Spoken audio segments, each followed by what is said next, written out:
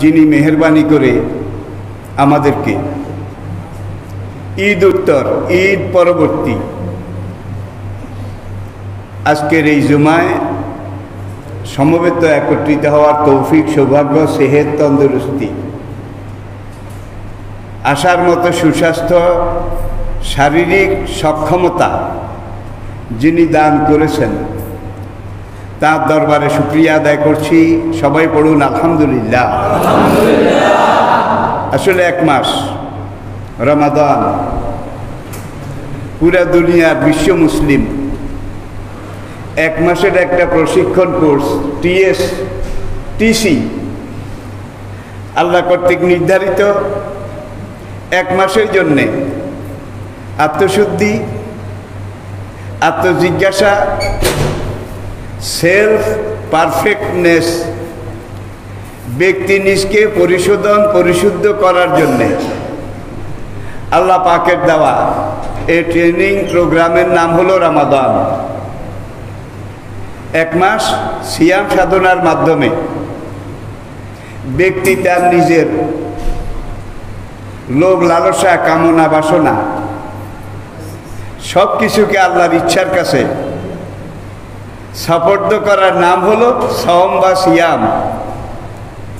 এই এক মাস যে আমরা প্রশিক্ষণ প্রোগ্রাম এটা অংশগ্রহণ করলাম, সেখান থেকে আমরা কি পেয়েছি, কি শিখেছি, কি করা দরকার, এগুলো আত্মশুদ্ধির জন্যে সবচেয়ে গুরুত্বপূর্ণ ব্যাপার।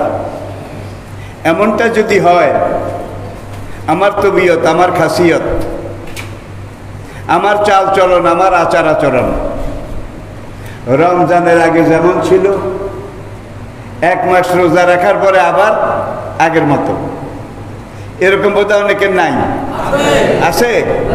তাহলে বোঝা যায় এক মাস রমাদানের মাধ্যমে লাআল্লাকুম তাত্তাকুন, আল্লাহর ভয়, খৌফে খোদা, এটার যে ট্রেনিং এক মাস পর্যন্ত আমি নিয়েছি, আপনারা নিয়েছেন, এটা কোনো কাজের হয়নি।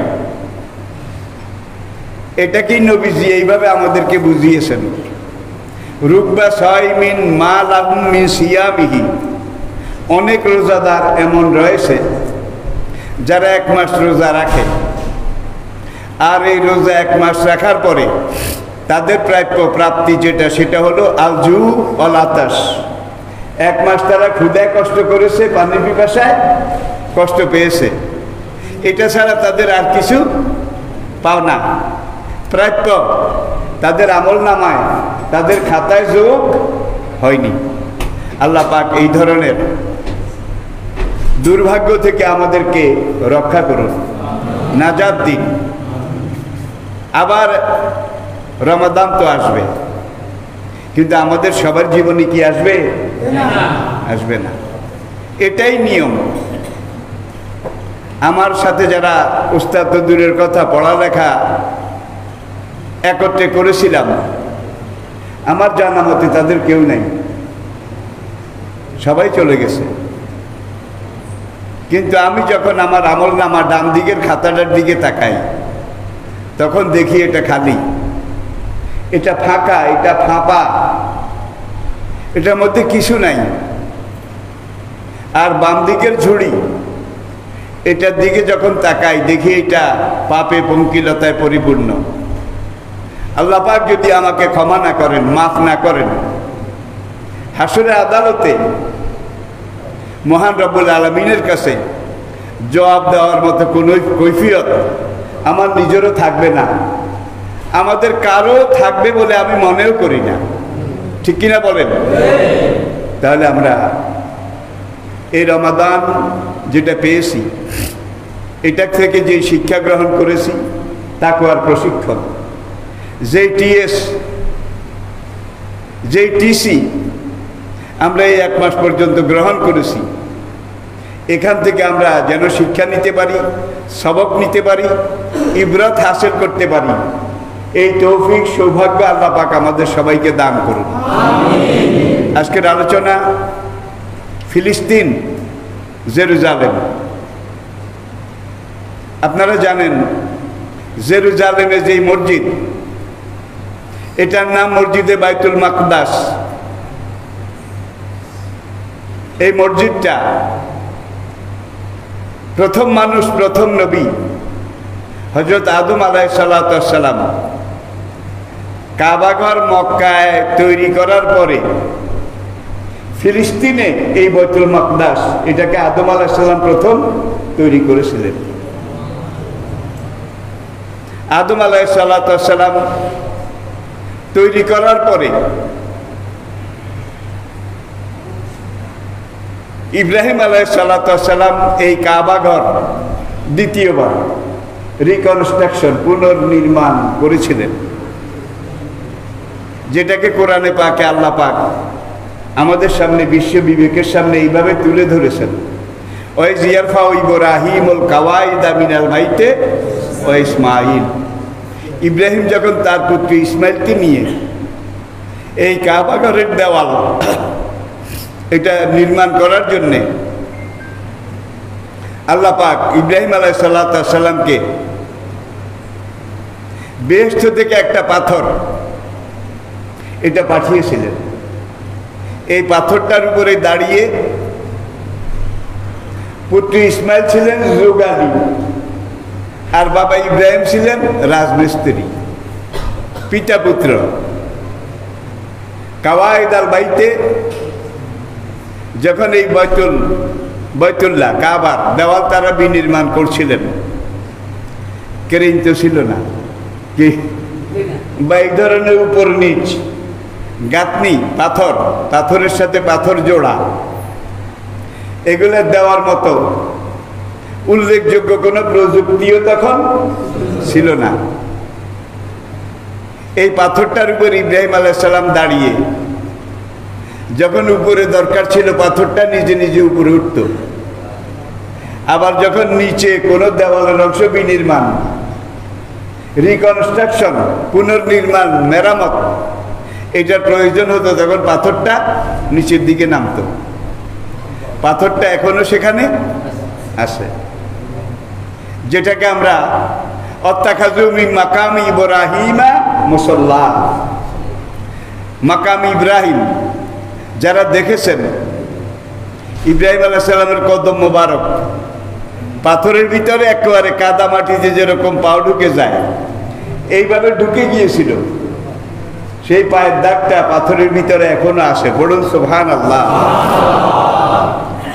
ইব্রাহিম আলাইহিস সালাম আল্লাহ পাকের নির্দেশে কাবাঘর, যেটা ইন্না আউয়ালা বাইতিন উযিআ লিন-নাস লাল্লাযী বিবাক্কাতা মুবারাকা হুদাল লিল আলামিন, দুনিয়ার প্রথম ঘর কাবা। কি কাবা? এরপরে আদম আলাইহিস সালাম আল্লাহ পাকের নির্দেশে জেরুজালেমে বাইতুল মুকাদ্দাস এটা তৈরি করেন। কালের আবর্তনে, সময়ের ব্যবধানে এই বাইতুল মাকদাস, পবিত্র মসজিদে আকসা, এটা অনেকাংশ দেওয়াল টেওয়াল এগুলো ভেঙে চলে গিয়েছিল। সাইয়েদনা সুলাইমান আলাইহিস সালাম তার হাতে বাইতুল মুকাদ্দাস দ্বিতীয়বার তৈরি হয়েছিল। সুলাইমান আলাইহিস সালামের পরে উসমানী খেলাফতের, অটোমান সাম্রাজ্যের এই সময়কাল পর্যন্ত বিভিন্ন যুগে কাবা এটাও মেরামত হয়েছে। কাবা এই পর্যন্ত 10 বার। কয়বার? বুখারী শরীফের হাদিস, কাম মাররাতান বুনিয়াতিল কাবা, শুরু থেকে এই পর্যন্ত কাবাঘর কতবার নির্মাণ, বিনির্মাণ, মেরামত, কনস্ট্রাকশন, রিকনস্ট্রাকশন হয়েছিল। হিসাবে পাওয়া যায় 10 বার। 10 বার সুলাইমান আলাইহিস সালাম যে দেওয়ালটা নির্মাণ করেছিলেন, এবং দেওয়ালে মাঝে মাঝে লোহার আংটা, মোটা মোটা রডের, সেগুলো এখনো লাগানো আছে। বাইতুল মাকদাসের লাগোয়া পাশে এটার নাম হাইকালে সুলাইমানি। হাইকালে সুলাইমানি। সুলাইমান আলাইহিস সালামের দেওয়াল। তাহলে এই পেলাম আমরা বাইতুল মাকদাস, কাবার পরে দুনিয়া দ্বিতীয় প্রাচীনতম ইবাদতখানা। সকল নবীর কেবলা ছিল এই বাইতুল মুকাদ্দাস। আদম থেকে আমাদের নবী, সকল যুগের সকল আম্বিয়া কেরামের কেবলা ছিল এই মসজিদে আকসা, বাইতুল মাকদাস। আমাদের নবী মক্কার জীবনে 13 বছর এই বাইতুল মাকদাসের দিকে কেবলা বানিয়ে সালাত আদায় করেছিলেন। নবুয়তের 13 বর্ষে আল্লাহর নির্দেশে নবীজি হিজরত করে যখন মদিনায় চলে গেলেন, মদিনায় চলে যাওয়ার পরেও 16 মাস, কত মাস? প্রায় 1.5 বছর আল্লাহ নবী বাইতুল মাকদাসের দিকে কেবলা বানিয়ে সালাত আদায় করেছিলেন। মদিনা শহরের শহরতলিতে একটা মসজিদ আজও আছে। মসজিদটা 2টা মেহরাব, একটা মেহরাব এই দিকে আর একটা মেহরাব তার উল্টা দিকে।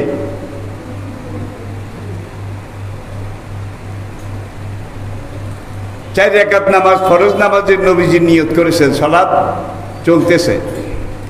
2 রাকাত শেষ হওয়ার পরে আল্লাহ পাকের নির্দেশে জিবরাইল আলাইহিস সালাম এসে নবীজির কাছে ওহী পয়গাম আল্লাহর নির্দেশ নাজিল করলেন, অমিন হাইসু খারাজতা ফাওয়াল্লি ওয়াজহাকা শাতরাল মসজিদিল হারাম। এখন থেকে সামনের দিকে কিয়ামত পর্যন্ত হে নবী, আপনি এবং আপনার অনুসারী যত মুসলমান আসবে তারা কাবা ঘরের দিকে কেবলা বানিয়ে সালাত আদায় করবে। তাইলে কাবা ঘর শুধু আমাদের কেবলা, উম্মতে মুহাম্মদের কেবলা, আর পবিত্র বাইতুল মাকদাস সকল আম্বিয়া কেরামের, সকল যুগের সকল নবীর কেবলা। বাইতুল্লাহ কাবা, এখানে যদি আপনি 1 রাকাত সালাত আদায় করেন, আল্লাহ পাক আপনাকে 1 লক্ষ রাকাতের সওয়াব দেবেন। মসজিদে নববী অথবা মসজিদে আকসা, এই 2 মসজিদের কোন এক মসজিদে আপনি যদি 1 রাকাত সেজদা, একটা সেজদা করেন, আল্লাহ পাক আপনাকে 50,000 সেজদার সওয়াব দান করবেন। কোন কোন হাদিসে কোন কোন বর্ণনায় এর চাইতে কিছু কম এইভাবে আসে, সর্বোচ্চ 50,000। তাহলে বোঝা গেল গুরুত্বের দিক থেকে, ঐতিহাসিক দিক থেকে বাইতুল্লাহ কাবা ঘরের পরেই আল্লাহর জমিনের উপরে যেই মসজিদটার গুরুত্ব সবচেয়ে বেশি, সেই মসজিদটার নাম কি? মসজিদে আকসা। সুবহানাল্লাযী আসরা বিআবদিহি লাইলাম মিনাল মসজিদিল হারাম ইলাল মসজিদিল আকসা। সূরা বনী ইসরাঈলের শুরু, প্রথম আয়াত। মহিয়ান গরিয়ান, অসীম করুণ দয়াবান ওই মহান রব্বুল আলামিন, যিনি রাতের বেলা তার প্রিয় বান্দাকে মসজিদে হারাম থেকে মসজিদে আকসা পর্যন্ত, বাইতুল মাকদাস পর্যন্ত জমিনের এই লেয়ারে সফর করিয়েছিলেন। আমাদের নবীর গন্তব্যস্থল ছিল বাইতুল মাকদাস নয়, আল্লাহ পাকের আসে মুআল্লা। এটাও তো আমরা জানি। তাহলে আপনি লন্ডন যাবেন, আমেরিকা যাবেন, বাংলাদেশ থেকে একটা বোয়িং বিমান এখান থেকে উড়ার পরে এটা সরাসরি লন্ডনও যায় না, আমেরিকাও যায় না, প্যারিসও যায় না। এটা প্রথমে দুবাই, আবুধাবি, মাস্কাট এইসব জায়গায় গিয়ে ল্যান্ড করে, কারণ কিছুটা রেস্টেরও দরকার, জ্বালানি, তেল। একটা বিমান 6 ঘন্টা উড়ার পরে তখন সেখানে 2 ঘন্টা ল্যান্ড করে আবার এটাকে চেক আপ করা লাগে, কারণ বিমানের পুরো সফরটাই কিন্তু সবচেয়ে বেশি রিস্কি, নাকি সবচেয়ে বেশি ঝুঁকিপূর্ণ, যার জন্য যাত্রীদের নিরাপত্তা, বিমানের ক্রুদের নিরাপত্তা, আসা যাওয়ার যাত্রাপথের নিরাপত্তার জন্য for check up, transit point, কিছু সময়ের জন্য বিমানটা যাওয়ার পথে যাত্রা বিরতি করে। আমাদের নবীজির রকেট বোরাক কাবা থেকে রওনা করেছিল, আপনারা জানেন। বাইতুল মাকদাস গিয়ে প্রথম ট্রানজিট, নবী এখানে থামলেন। আমরা এটাও জানি নবী সেখানে গিয়ে দেখেন 1,24,000 পয়গম্বর আগ থেকেই সেখানে হাজির। আল্লাহ পাক তাদেরকে আগাম হাজির করে রেখেছেন। আদম থেকে ঈসা আলাইহিস সালাম পর্যন্ত সকল নবী সকল জামানায় আল্লাহ পাকের কাছে একটা মুনাজাত করেছিলেন, আল্লাহ দুনিয়াতে নবুয়তের দায়িত্ব না দিয়ে, দুনিয়াতে নবী হিসাবে আমাদেরকে না পাঠিয়ে যদি আখেরি নবী মুহাম্মদ সাল্লাল্লাহু আলাইহি ওয়াসাল্লামের উম্মত হিসাবে পাঠাতে, নবী হওয়ার চাইতেও আমাদের জন্য সেটা সৌভাগ্যের ছিল। সকল নবী নবী না হয়ে আখেরি নবীর উম্মত হওয়ার জন্যে সকল যুগে দোয়া করেছিলেন।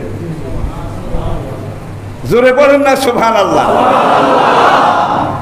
আল আম্বিয়া কুল্লুহুম মুস্তাজাবুদ দাওয়া, সকল নবী যেই দোয়া করতেন আল্লাহ সেটা কবুল করতেন।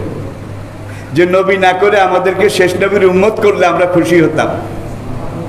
নবীদের এই দোয়াটা আল্লাহ একটা শেলফের মধ্যে সংরক্ষণ করেছেন। শেষ নবী আসলেন, আসার পরে আল্লাহ পাক তাকে মেরাজে ডাকলেন, আসে মুআল্লায়। এখন মাঝখানে বাইতুল মাকদাস, মনে করেন দুবাই, আবুধাবি, এখানে সকল নবী কিন্তু আগেই হাজির। কারণ আল্লাহ সব নবীকে বলেছেন শ্রেষ্ঠ নবী, শেষ নবী, আখেরি নবী, তাকে পেতে হলে, তাকে দেখতে হলে তোমরা বাইতুল মাকদাসে একত্র হও।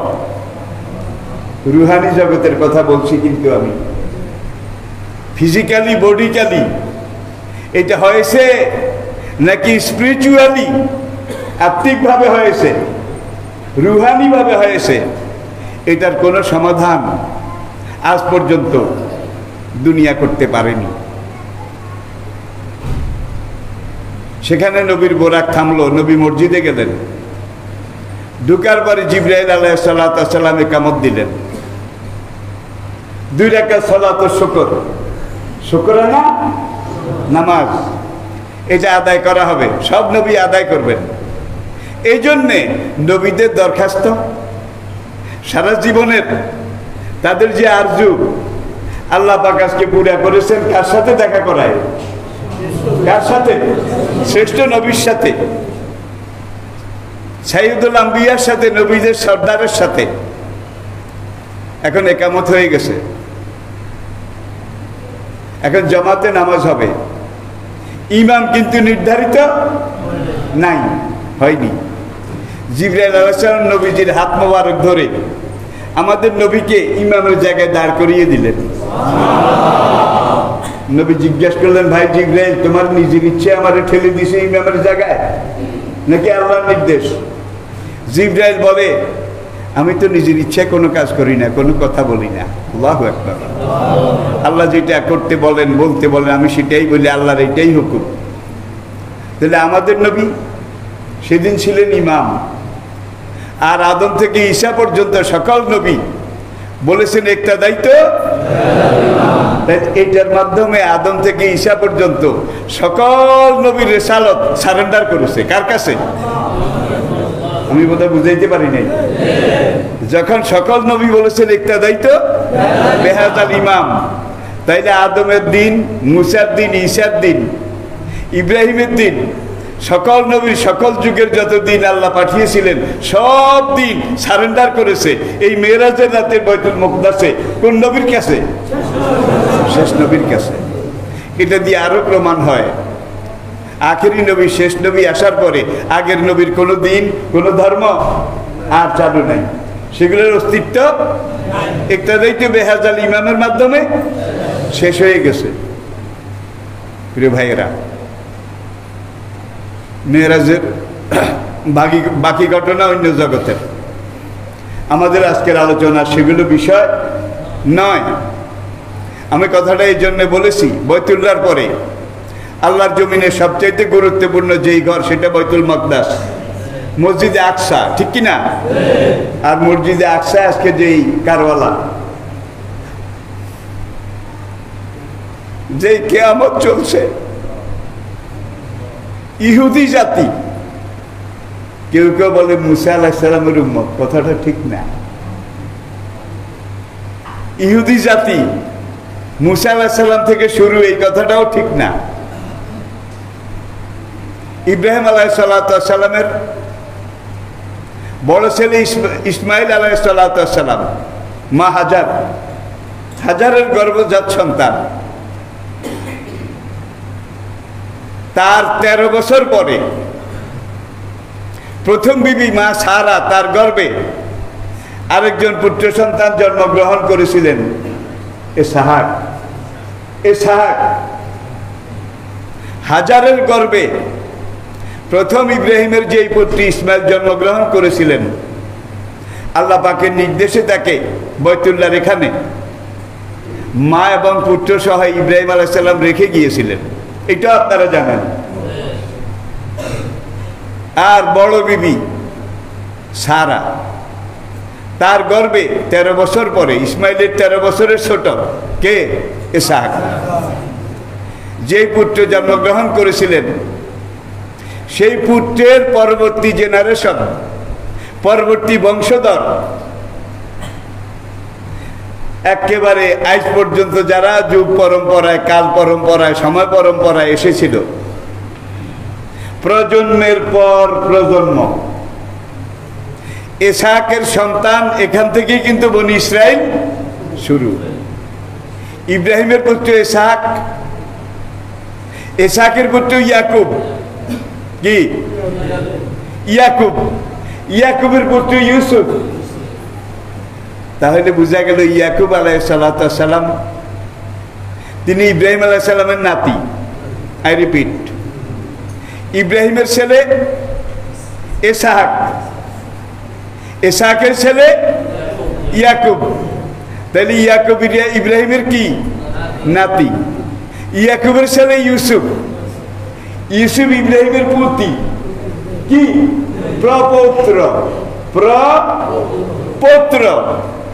এখান থেকে শুরু করে এই বংশে, এই লাইনে, এই জেনারেশনে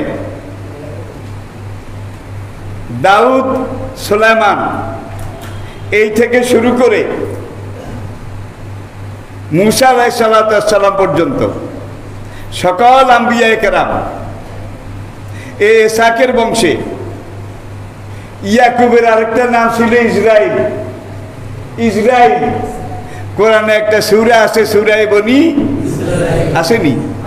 সূরা বনি ইসরাইলের সন্তানগণ। তাইলে এই যে ইয়াকুবের বংশধারা, এই বংশধারাতেই পরবর্তী জেনারেশনে একজন সাইজের মানুষ ছিলেন, কিং সাইজ, রয়্যাল সাইজ, একটু সব দিক থেকে মানের। এর নাম ছিল ইয়াহুদা। কি নাম? ইয়াকুবের পরবর্তী জেনারেশনের একটা লোক ইয়াহুদা। এই ইয়াহুদার বংশে যারা জন্মগ্রহণ করেছিল পরবর্তীতে তারাই ইহুদি জাতি। আমি কি বুঝাতে পেরেছি ভাই? দুনিয়ার মধ্যে সবচেয়ে টেরাবেরা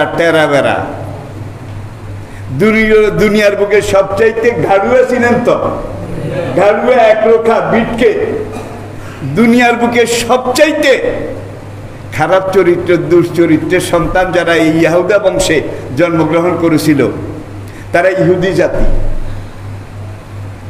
এই জাতিটা সকালে বলতে আমরা এটা মেনে নিলাম, নবী যখন দাওয়াত দিতেন বলতে আমরা এটা মেনে নিলাম, আবার বিকালে বলতে আমরা তো এখন আর সকালের কথায় নাই, সকালে মুসলমান, বিকালে কাফের।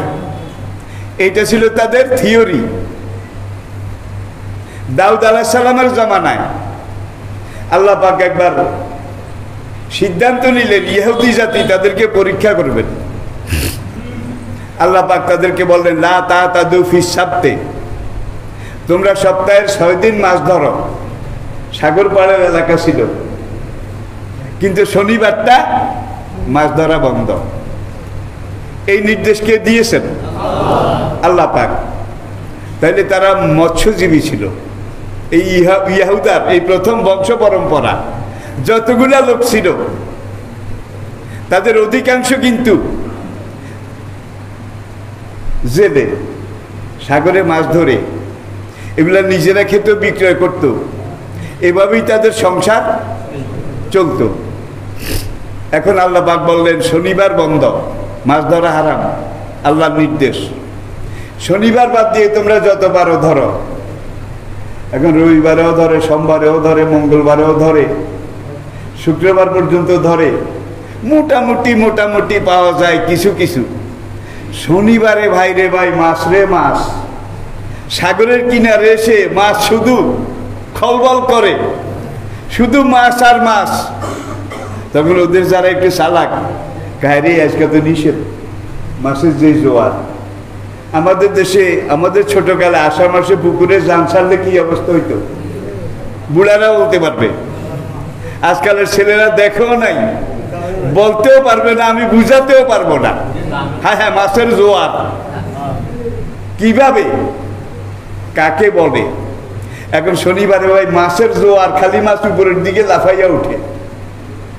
এখন ইহুদিদের কিছু চালাক মানুষ, সমাজের নেতা, তারা বললো একটা কাজ কর, শনিবারে তো ধরা নিষেধ, ধরলে তো হারাম হয়ে যাবে, তোরা তোদের ওই ভিতরে একটা গর্ত কর, একটা গর্ত করে এর মধ্যে পানি দে, বা তোদের ভিতরে যেসব পুকুর জাঙ্গাল আছে যেগুলোতে পানি আছে, এগুলার সাথে সাগরের জাম, ড্রেন, নালি কেটে দে, মাছ যেইভাবে উপরের দিকে উঠে।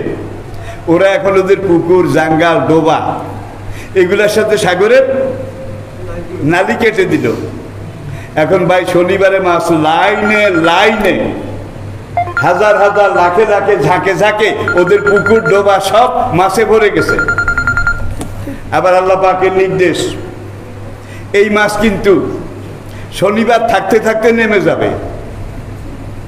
এখন ওরা বললো যে এক কাম কর, মাছ যখন উঠছে জানো বাঁধে, এটা বুঝছেন তো, তোরা তোদের নালাগুলা বাঁধ দিয়ে আটকায় দে, মাছ যেন নামতে, সব মাছ আটকাইয়া ফেলা। খবরদার শনিবারে ধরিস না, আল্লাহ নিষেধ, আমরা রবিবারে ধরবো, তোরাও রবিবারে ধরবি। তাহলে শনিবারে ধরে না, ঠিক আটকায় নাকি, মাছকে আটকায়, রবিবারে ধরে। আল্লাহ পাক বললেন লা তাতাদু ফিস সাবতে, শনিবারের ব্যাপারে তোমরা খবরদার সীমা লঙ্ঘন। ওরা কয় আল্লাহর নবী, কে হে আল্লাহর নবী, আমরা তো শনিবারে ধরি না, আল্লাহর দোহাই ধরি না, আমরা রবিবারে ধরি। কিন্তু শনিবারে যেই মাছ আটকাইছে ভাই, এগুলা সারা সপ্তাহ খেলেও ধরলেও শেষ হওয়া তো দূরের কথা, কমবেও না। এখন নবী যতই বলে যে না আমরা শনিবারে ধরি না, খোদার কসম আমরা শনিবারে ধরি না, নবীকে আটকাও তো, আল্লাহ তো আটকাইতে মানা করে নাই, ধরতে নিষেধ করেছে। ফাকুলনা লাহুম কুনু কিরাদাতান, আল্লাহকে বান্দামি করস কার সাথে? যেগুলার বয়স 40-এর নিচে ছিল, ওই সীমা লঙ্ঘনকারী, রবিবারে মাছ ধরেন না, শনিবারে আটকেন না। 40-এর নিচে যাদের বয়স ছিল, কম ছিল 40-এর কম, এরা সবাই বান্দর হয়ে গেছে। আর 40-এর উপরে যাদের বয়স ছিল তারা সব শুকর হয়ে গেছে। বুড়াগুলা বুড়া শুকর, জোয়ানগুলা বুড়া বান্দর। 3 দিন পর্যন্ত পুরো এলাকাটা এখন আর মানুষ নাই, হয় শুকর নয় বান্দর। 3 দিন এই ক্যাশ ব্যাস করে তারপরে তারা আল্লাহর গজবে সব হালাক হয়ে গেছে। তো বনি ইসরাইল জাতি এমন একটা চালাক, শেয়ানা নয় সাড়ে শেয়ানা। এই জাতিটা হযরত জাকারিয়া আলাইহিস সালামকে করাত দিয়ে ছিঁড়ে 2 ভাগ করেছিল, এটা আপনারা সবাই জানেন।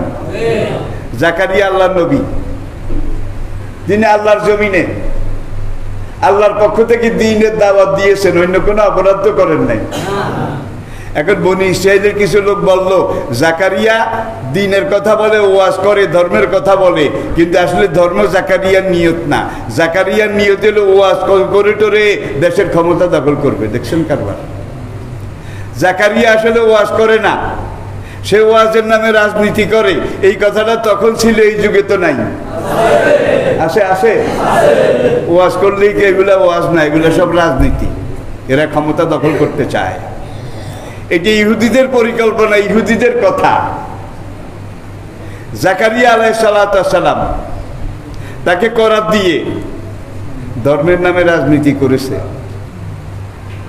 ধর্মের নামে মানুষকে বিভ্রান্ত করেছে, জনমনে বিশৃঙ্খলা সৃষ্টি করেছে। এই অপরাধে করাত দিয়ে 2 ভাগ করে ফেলেছে।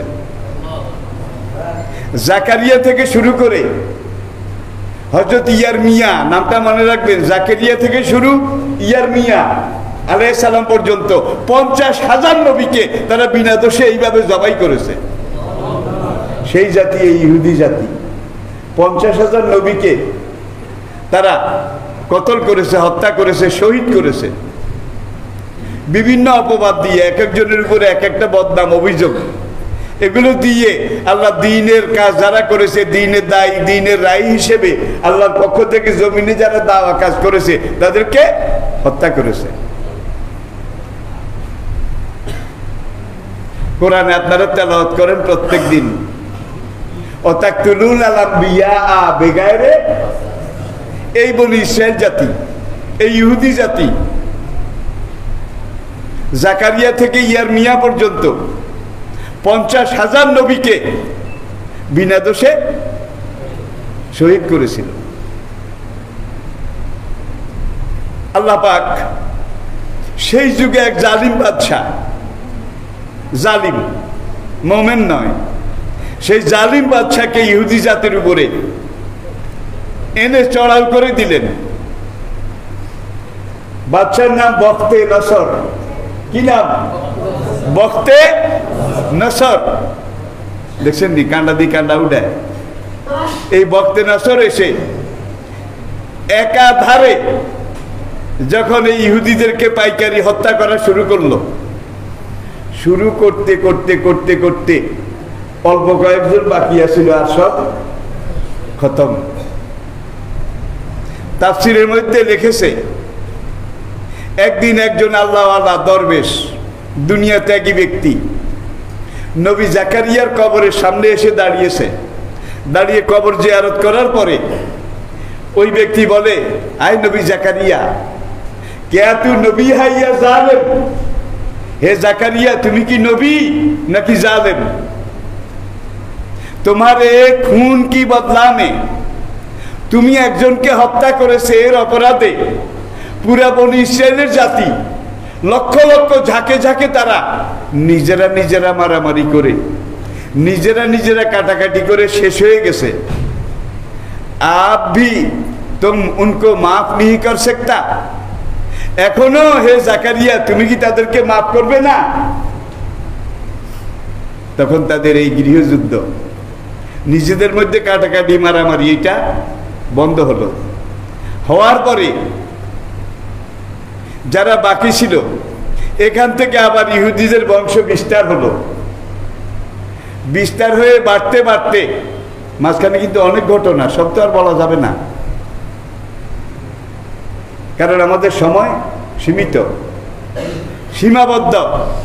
আপনারা হিটলারের নাম শুনেছেন তো? জার্মানিতে ছিল ইহুদিদের কেন্দ্র। জার্মানিতে ইহুদি সবচাইতে বেশি ছিল।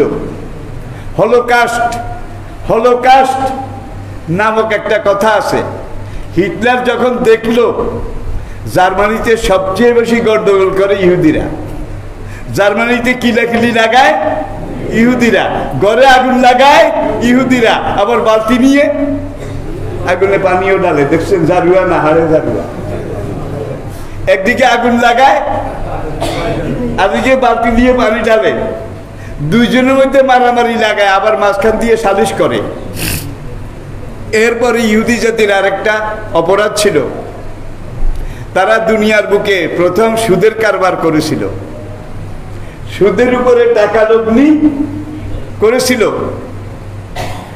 শেক্সপিয়ারের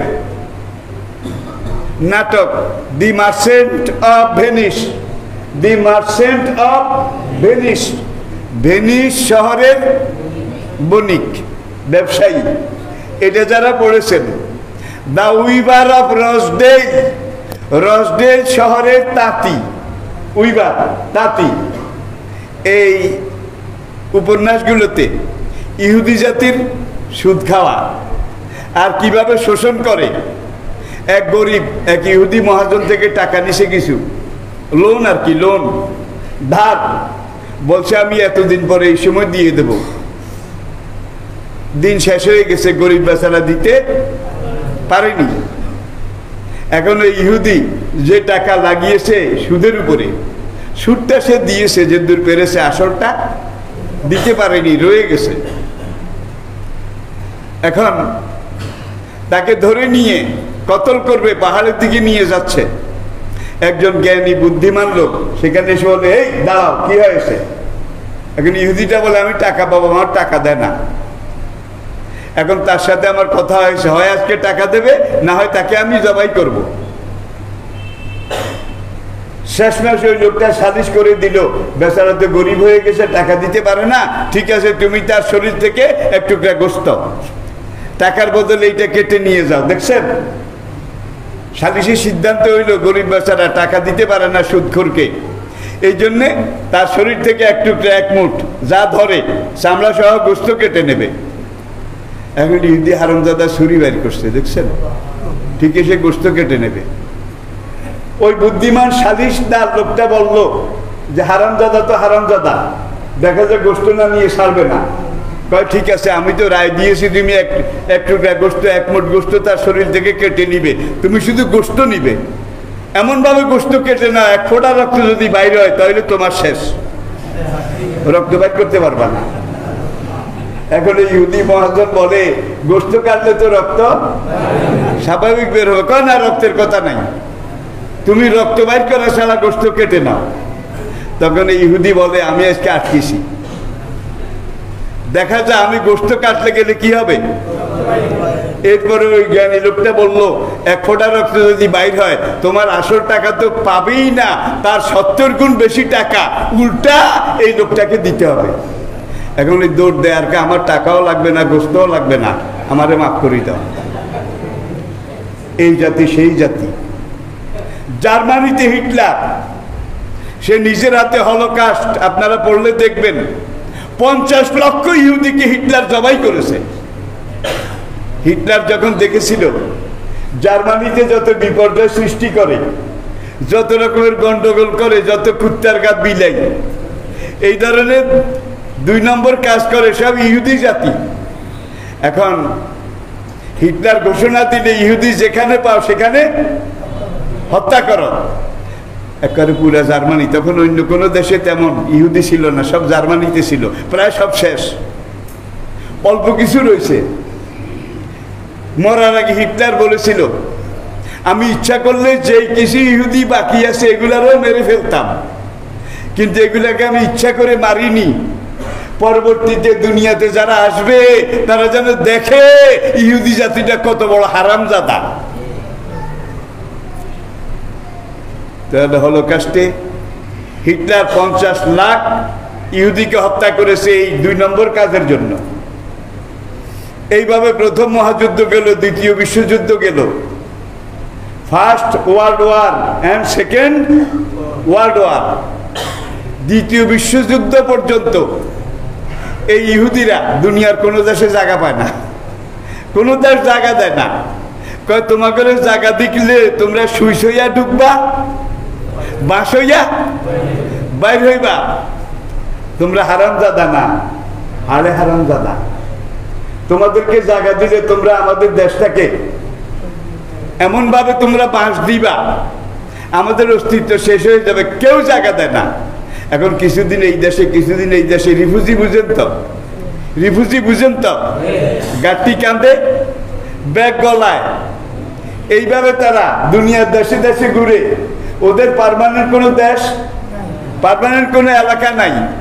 তবে আরবের উত্তর এলাকায় এখানে অল্প কিছু ইহুদি ওই রিফিউজি হয়ে এসে এখানে যখন আরব মুসলমানদের কাছে জায়গা চাইছিল, ভাই দুনিয়ার কোথাও আমাদের জায়গা নাই, কোনোখানে আমাদের দাঁড়াবার জায়গা নাই, হে আরব মুসলমানরা তোমরা যদি একটু জায়গা দাও তাহলে আমরা এখানে একটু দাঁড়াইতে পারি, স্থির হতে পারি। আরে মুসলমান জাতি তারা দেখলো, আরে ইহুদি হইলেও তো মানুষ, ইহুদি হলেও তো মানুষ, তারা জনম দুঃখী, চির দুঃখী, তাদের বাড়ি নেই, ঘর নেই, কোনোখানে 1 ইঞ্চি মাটি ঠিকানাও নেই। এই ছিন্নমিল মানুষগুলাকে আমরা, আমাদের আরবে তো জায়গার অভাব নেই। আর এই আরব বলতে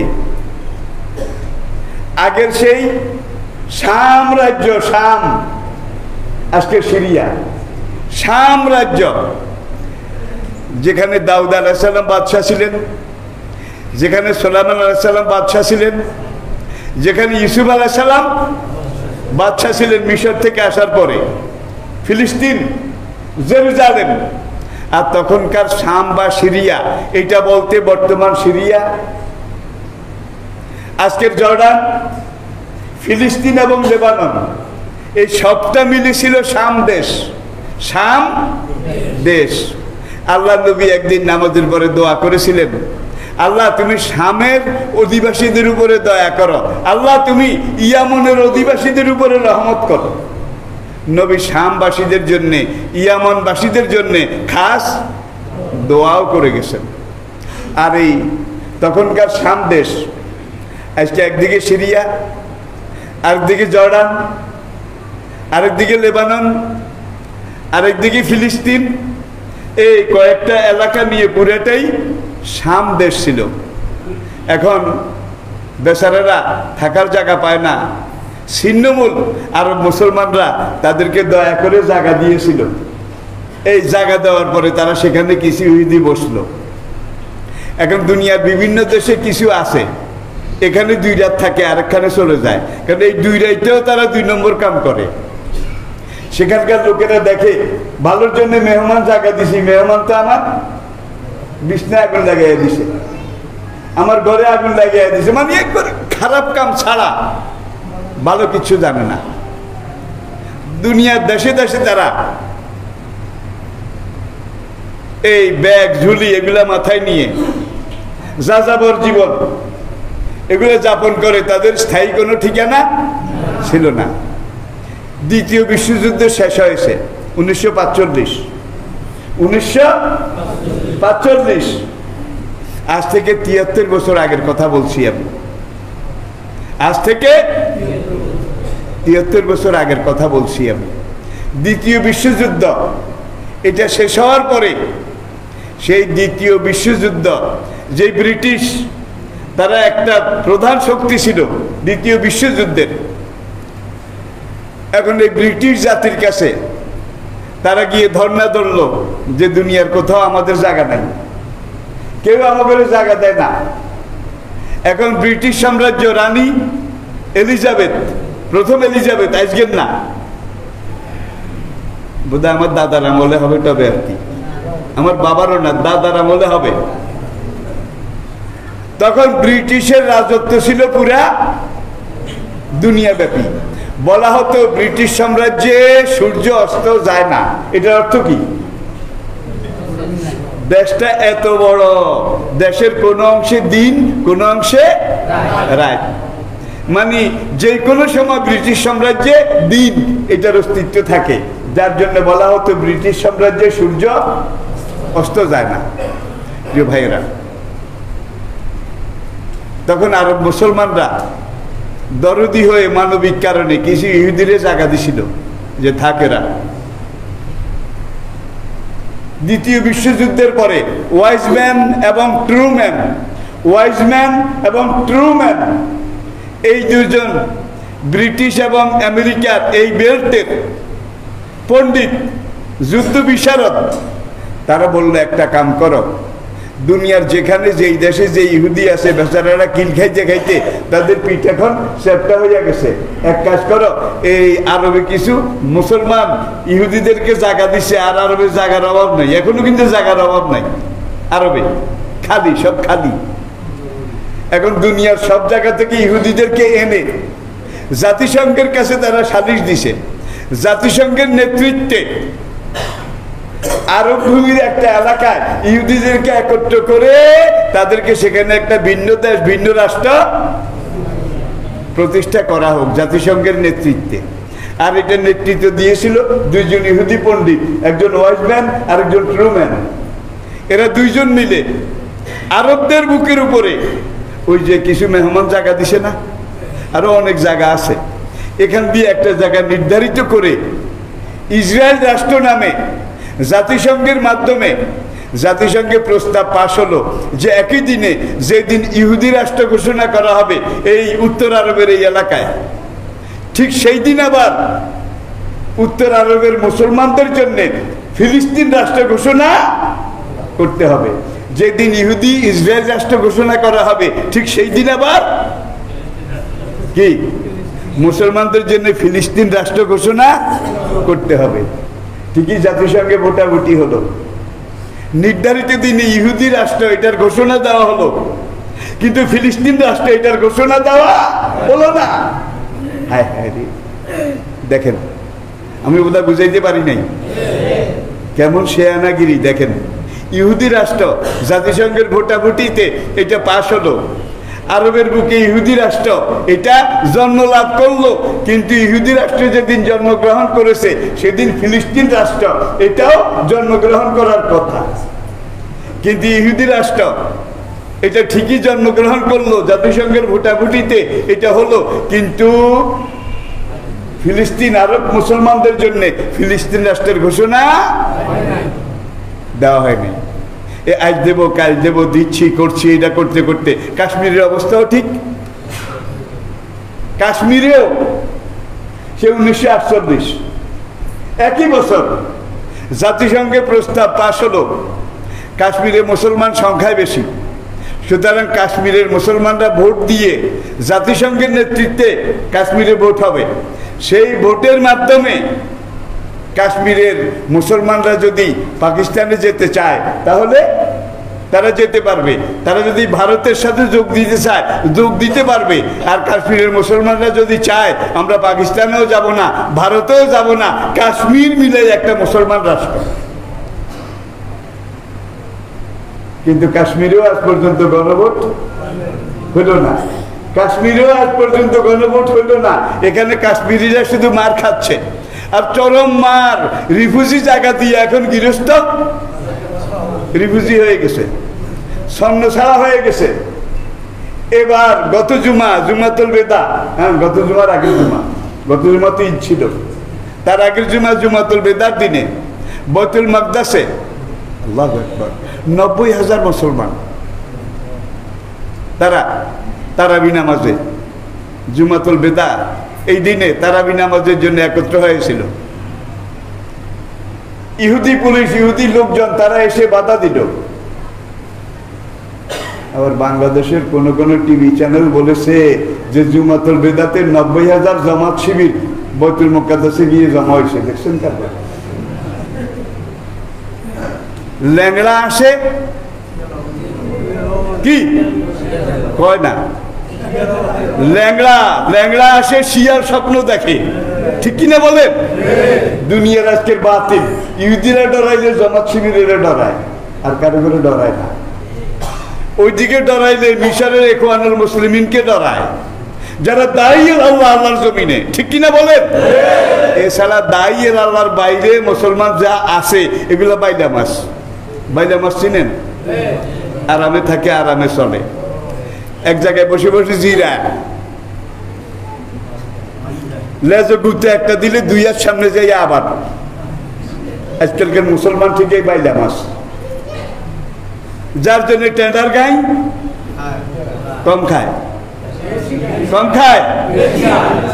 যেমন সোজা সরল তেমন মাইটটা। কিন্তু যারা দায়ী আল্লাহ চেইন অফ কমান্ডের অধীনে যারা, তারা জাগুর মাছ, শিং মাছ আর দিশার না, আর দিলে ধরা যাবে, ঠিক আর দিলে ধরা যাবে না। আমি আশ্চর্য হলাম যখন পত্রপত্রিকে এই জিনিসটা পেলাম যে বাইতুল মুকাদ্দাসে জুমাতুল বেদাতে 90,000 শিবির। ভাই ওখানে শিবির আসলো কোত্থেকে বলেন? যারা নামাজ পড়তে গেছে, তাহলে বুঝা গেল এইটাও আজকে ইহুদিদের আরেকটা ষড়যন্ত্র। একটু একটু দাঁড়িয়ে যদি রাখে কোন যুবক, কয় শিবির। কোন যুবক যদি টাকনুর গিরার রূপে ফুল প্যান্ট পরে, কয় এটা কি শিবির, ঠিক কিনা বলেন? ওয়াক্ত মতো নামাজ পড়লে কয় শিবির। তাহলে বুঝা গেল শিবির এনে এটারে জবাই করা জায়েজ, জায়েজ। আজকে জেরুজালেমে 90,000 যারা বাইতুল মাকদাসের নামাজ পড়তে গিয়েছিল আর তাদের পরিবার পরিজন বাড়িতে যারা ছিল, বর্তমানে যে কয়েক লাখ আছে আর কি, সেই জুমাতুল বেদার দিন থেকে শুরু ফিলিস্তিনের রাস্তায় রাস্তায় শুধু রক্ত, শুধু রক্ত। একদিন একত্রে 150 জঙ্গি বিমান, আবার বলছি একদিনে বা এক রাতে একটা নির্ধারিত সময় 150 জঙ্গি বিমান, যেগুলো আমেরিকার সর্বশেষ অত্যাধুনিক লেটেস্ট মডেল, 4 বর্গ কিলোমিটার একটা বন্দি শিবির। ফিলিস্তিনিদেরকে এর বাইরে যাইতে দেয় না। 1967 সালে ইসরায়েল আরব দেশ মিশর, জর্ডান এগুলোর উপরে আক্রমণ করেছিল, আপনারা জানেন।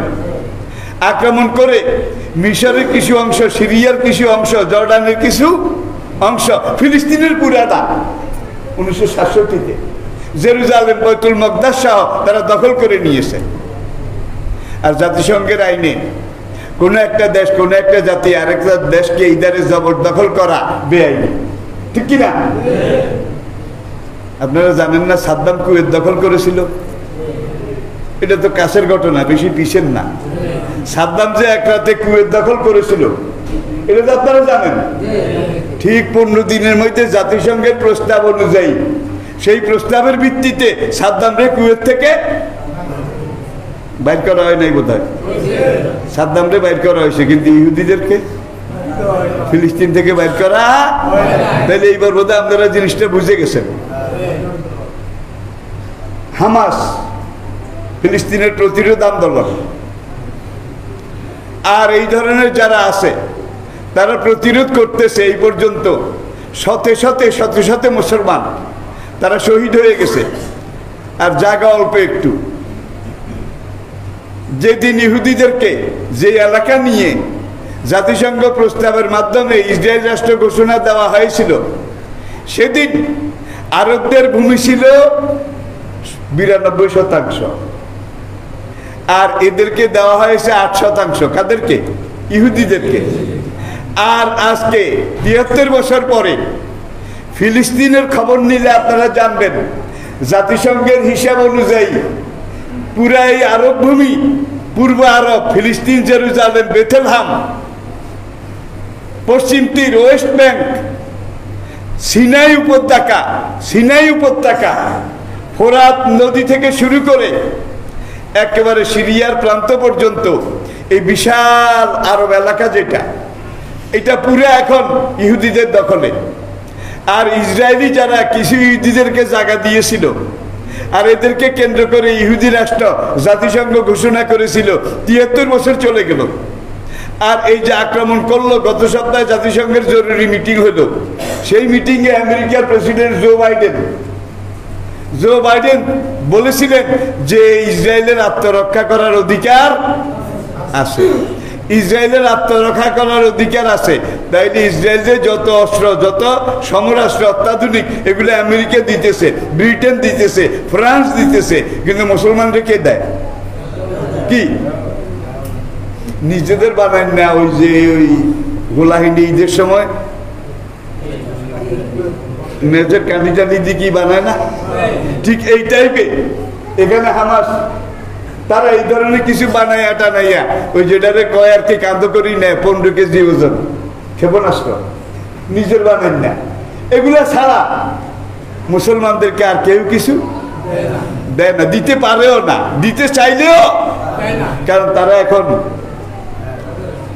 একটা ক্যাম্পের মধ্যে ইহুদিদের পরিবেষ্টন।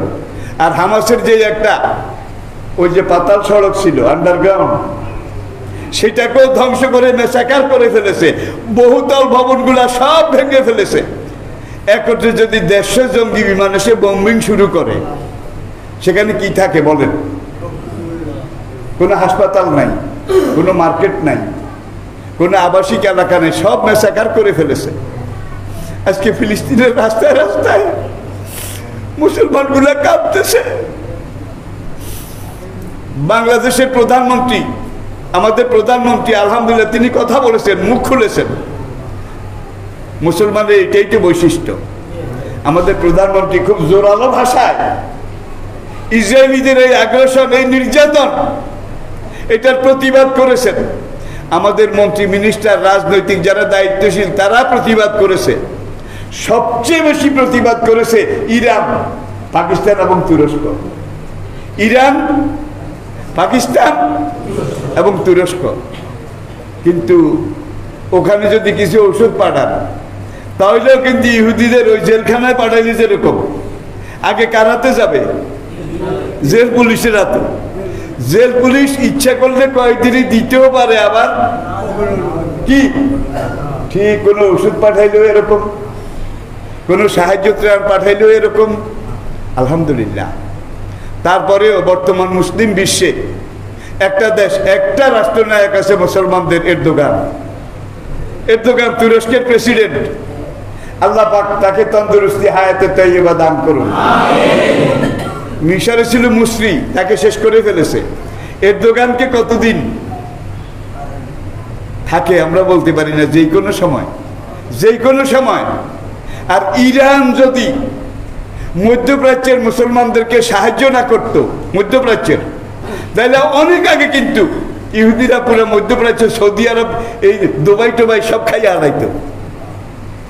ইরানের জন্যে তারা আগাইতে, কিন্তু আজকে সৌদি আরব ইরানের বিরুদ্ধে, আমিরাতে ইরানের বিরুদ্ধে, ইসরায়েলের পক্ষে। কি আমি বোধহয় বেশি কইছি? আমি বোধহয় বেশি কইছি?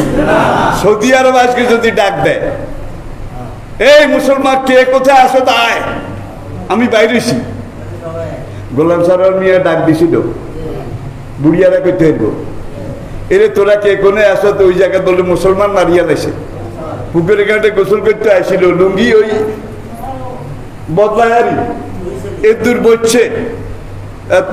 তার কাছে গিয়ে কেউ খবর দিছে যে কোনখানে কোন মুসলমান এটা মারিয়া লাইছে। কয় তোরা আয়রে, আয়রে কইছে। আর ভাই এই গাজীপুর বদরুরে জুনতে, এই যে লুকুহাটারি টাটারিয়ে, তারা সব গোলাম সারোয়ারের লাডিয়ালা ছিল, ঠিক কিনা? আনন্দীপুর, গাজীপুরেরা গোলাম সারোয়ারের লাডিয়ালা ছিল। হ্যাঁ আয়রে বস। কিন্তু সৌদি আরব যদি আজকে কইতো হ্যাঁ আয়রে, পুরা দুনিয়া ঝাঁপাইয়া পড়তো, ঠিক কিনা বলেন? পুরা দুনিয়া ঝাঁপাইয়া পড়তো।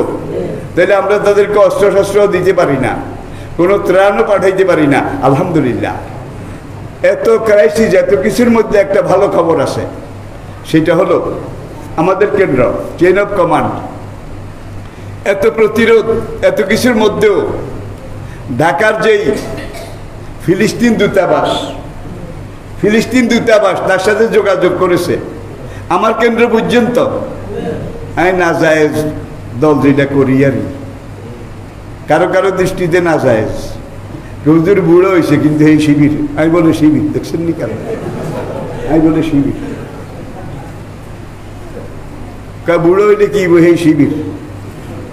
ভাই আজকে হামাস যদি না থাকতো, প্রতিরোধ আন্দোলন যদি না থাকতো, মিশরে ইখওয়ান না থাকতো, আরব ভূমিতে আজকে যদি এই ধরনের একটা প্রতিরোধ কিছু ব্যবস্থা, মানুষ না থাকতো, অনেক আগে ইহুদিরা সব খাইয়া ফেলাইতো কিন্তু, ঠিক কিনা বলেন? তবে আলহামদুলিল্লাহ, আপনি আমার দিকে পারেন ব্রাশ ফায়ার, আমি আপনার দিকে ইন্ডা মেলাই।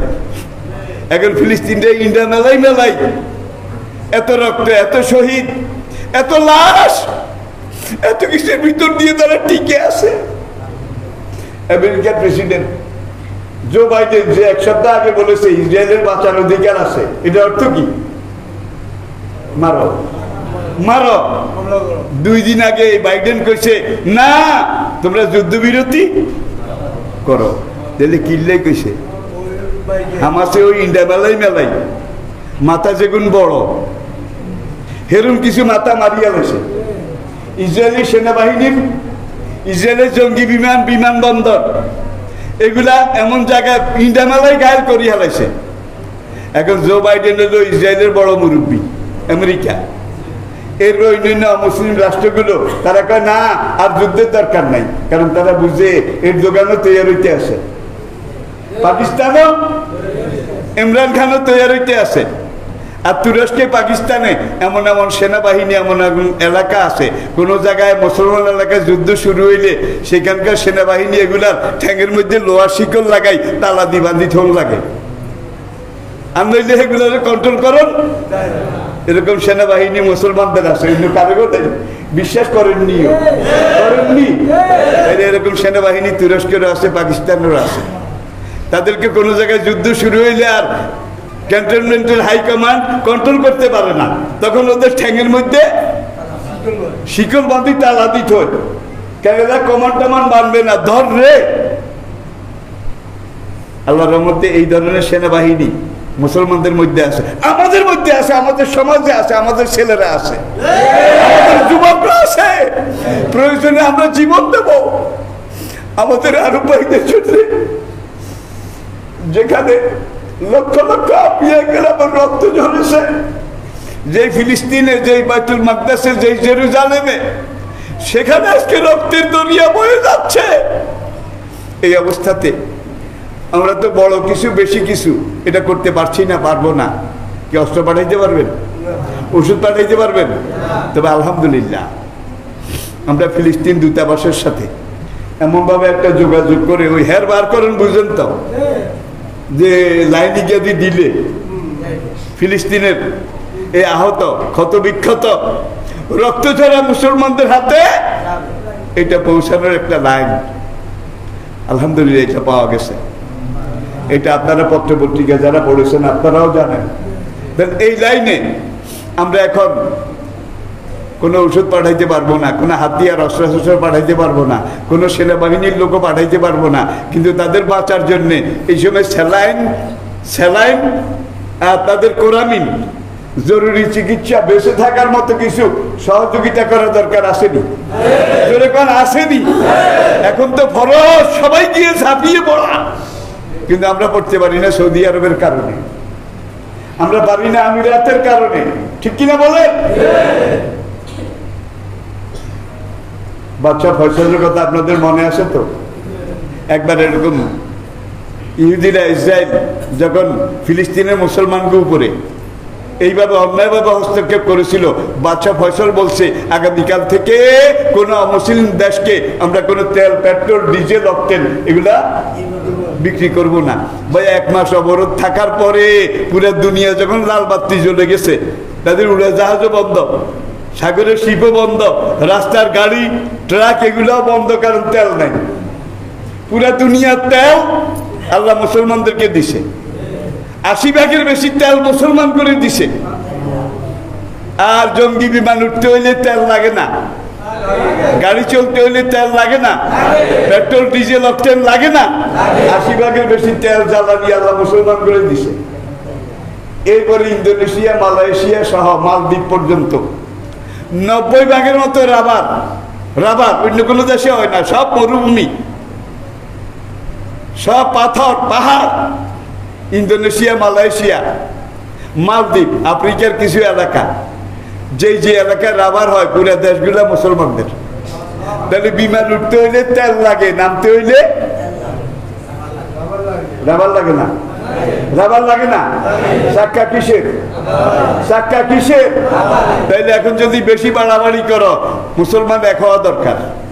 এক হইয়া যদি আমরা তোমার কাছে তেল বিক্রি করব না, ইন্দোনেশিয়া, মালয়েশিয়া যদি বলে তোমাদের কাছে রাবার বিক্রি করব না, আর জঙ্গি বিমান যেগুলো উঠছে ফিলিস্তিনের উপরে বোমা বর্ষণ করে, যে নামার আগে ওখানে রেখে আমরা আমাদের রাবারের চাক্কা খুলিলে যাই, কিয়ামত পর্যন্ত আর নামার দরকার হইতো না। ওখানেই উড়া লাগবে জ্বলে যাওয়া পর্যন্ত। তো এই মুহূর্তে আপনারা যদি কন ফিলিস্তিনের সেই মুসলিম ভাইদেরকে আমরা জুমার খুতবা শুরুর আগে আপনারা কি কিছু সহযোগিতা করতে রাজি আসেননি? উজাড় করে যে যা পারেন, যত বেশি পারেন। মনে করবেন আমার ভাইয়েরা তবুকের মাঠে আসে, আমার বন্ধু ভাইয়েরা বদরের ময়দানে ক্ষত বিক্ষত, তাদের রক্তে আল্লাহর জমিন ভিজে যাচ্ছে। আমি তো আর কিছু করতে পারলাম না, আমার ভাইদের জন্য আমি কিছু আর্থিক সহযোগিতা করলাম। আপনারা যদি বলেন তাহলে খুতবার আগে